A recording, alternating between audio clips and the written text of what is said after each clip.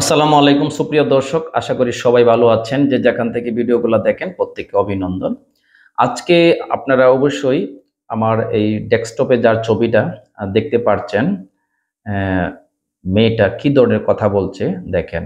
সব পুরে ছাই হয়ে গেছে, তার মা বেঁচে আছে, সেই সবচেয়ে বড় কথা। শুনেন তার মুখ থেকে কথাগুলা।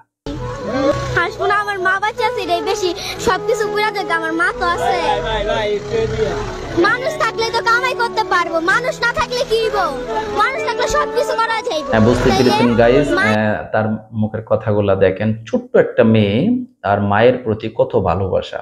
সে বলতেছে তার বস্তিতে সব পুরে ছাই হয়ে গেছে, সে বলতেছে সব পুরে ছাই হয়ে যাক, আমার মা বেঁচে আছে, এটি তো সবচেয়ে বড়।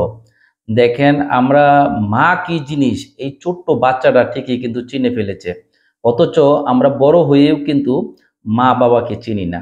এটা আমাকে হাস্যকর লাগতেছে। দেখেন ছোট্ট একটা মেয়ে, এতির মধ্যে কিন্তু এই মেয়েটা সোশ্যাল মিডিয়াতে কিন্তু ভাইরাল হয়েছে, আপনারা জানেন। অনেকদিন স্থির যে আগুনটা, ভয়াবহ আগুন লেগেছিল।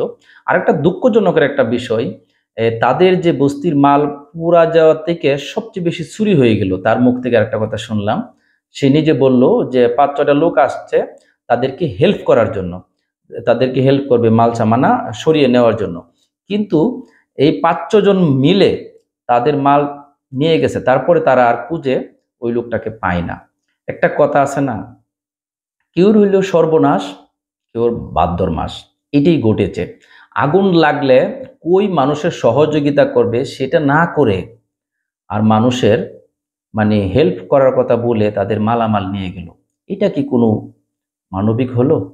এইটা যে ধরনের মানুষ এই কাজগুলা করে থাকেন, তারা আসলেই মৃত্যুর ভয় কি জিনিস এবং আল্লাহর যে ভয় তাদের ভিতরে কিছুই নাই। এটা একমাত্র সীমার ব্যক্তি ছাড়া এই কাজগুলা করতে পারে না।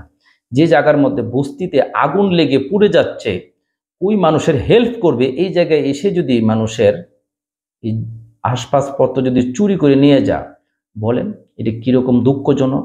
আসলে আমরা কোথায় বসবাস করছি এখনো?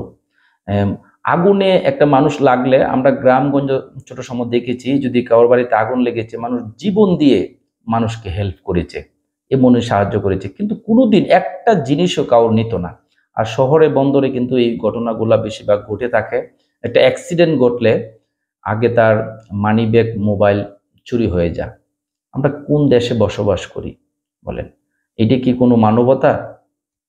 যে একটা মানুষ অ্যাক্সিডেন্ট হয়েছে, আগে কিভাবে তাকে হাসপাতালে নিয়ে যাব আমার চিন্তা থাকবে সেটা, বা কিভাবে তাকে আগে উদ্ধার করব ওইখান থেকে, সেটা না করে আমরা করি কি, আগে তার অর্থ, যেটা অর্থের লোভে মানুষ এতটাই ইমান হারা হয়ে গিয়েছে, মানুষ বেফুদের সময়, এই সময় মানুষের পকেট থেকে চুরি করে টাকা, মোবাইল কিভাবে নেওয়া যায় চিন্তায় থাকে।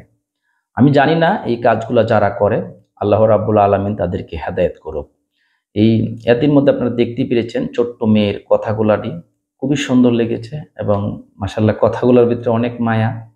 বুঝতে পেরেছেন গাইজ, আসলে এটার জন্যই আসলে ছোট্ট একটা ভিডিও দেওয়া। অবশ্যই ভিডিওটা যদি ভালো লেগে থাকে আপনারা কমেন্টসে জানিয়ে দিবেন। আর যারা আমার চ্যানেলটি সাবস্ক্রাইব করে নাই তারা সাবস্ক্রাইব করে দিবেন, আর যারা করেছেন তারা বেল আইকনটি বাজিয়ে দিবেন। ফেসবুক পেজটা ফলো দিবেন, লাইক দিবেন, শেয়ার দিবেন। আজকে এই পর্যন্তই। সবাই ভালো থাকবেন, সুস্থ থাকবেন। আসসালামু আলাইকুম।